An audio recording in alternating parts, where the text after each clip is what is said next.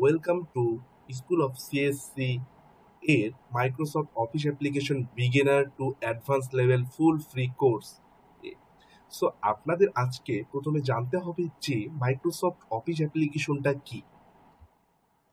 So Microsoft office অ্যাপ্লিকেশনটা হলো এমন একটি অ্যাপ্লিকেশন যেটি আমাদের দৈনন্দিন কাজে ব্যবহৃত হয়।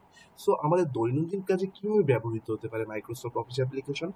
আমরা যেমন আগে অ্যাপ্লিকেশন লিখতাম হাতে, বাট এখন আমাদেরকে বলা হয় অনেক সময় যে প্রিন্ট করে নিয়ে আসেন অথবা টাইপ করে নিয়ে আসেন।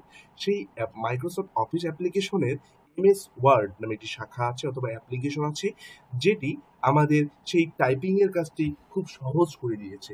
সেখানে আমরা খুব সহজে টাইপিং থেকে শুরু অ্যাপ্লিকেশন তৈরি, রুটিন তৈরি, বিভিন্ন রকমের দৈনন্দিন কাজ করে পারি। এবং এরপরে আমাদের অনেক সময় আমাদের ব্যবসায়িক কাজে বিভিন্ন রকম হিসাব নিকাশ করতে হয়।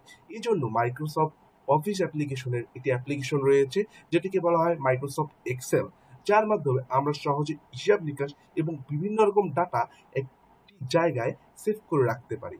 এবং মাইক্রোসফট অফিস অ্যাপ্লিকেশন আরেকটি উপাদান রয়েছে, সেটি হলো মাইক্রোসফট পাওয়ার পয়েন্ট।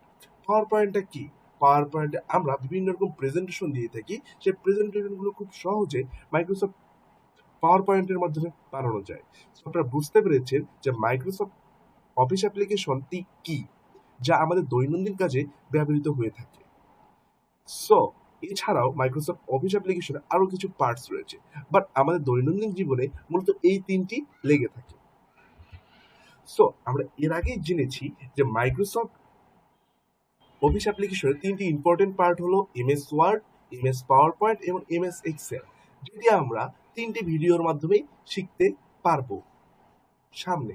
এবং প্রত্যেকটির ক্ষেত্রে আমি একটি করে ইন্ডিভিজুয়াল প্রজেক্ট লাইক আমি এমএস ওয়ার্ডের ক্ষেত্রে সিভি বানায় দেখাবো, পাওয়ার পয়েন্টের ক্ষেত্রে একটি ফুল স্লাইড বানায় দেখাবো, এবং এমএস ওয়ার্ডের ক্ষেত্রে একটি ফুল হিসাব নিকাশ করার একটি ডাটা সেট বানায় দেখাবো। সো অবশ্যই আমাদের চ্যানেলটি সাবস্ক্রাইব করবেন এবং আমাদের পাশে থাকবেন। সো আপনারা কি জানেন এমএস ওয়ার্ডটা কি? এমএস ওয়ার্ডটা আমি আগেই বলেছি, এটি বিভিন্ন রকম লেখা, অর্থাৎ আমরা যে খাতায় লিখি ওই খাতায় লেখাটা আমরা টাইপিং করে কম্পিউটারে লিখব, সেটি হচ্ছে এমএস ওয়ার্ড।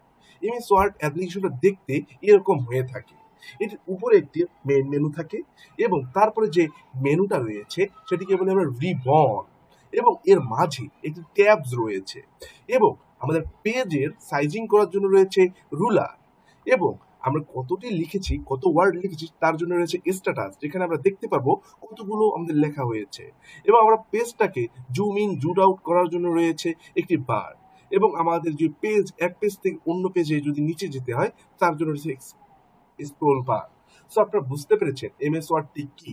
এমএস ওয়ার্ড দিয়ে কি কি করা যেতে পারে আমি কি কি বলেছি আমি আবার বলে নেই। এমএস ওয়ার্ড দিয়ে আমরা বিভিন্ন রকমের রুটিন বানাতে পারি, বিভিন্ন রকম অ্যাপ্লিকেশন লিখতে পারি। আমরা চাইলে আমাদের যে হাতে লেখা বইগুলো, লেকচারগুলো আমরা টাইপিং করে তুলতে পারি। সো আমরা এখন এমএস ওয়ার্ডটি প্র্যাকটিক্যালি দেখব নেক্সট ভিডিওতে। ধন্যবাদ, আমাদের সাথেই থাকবেন।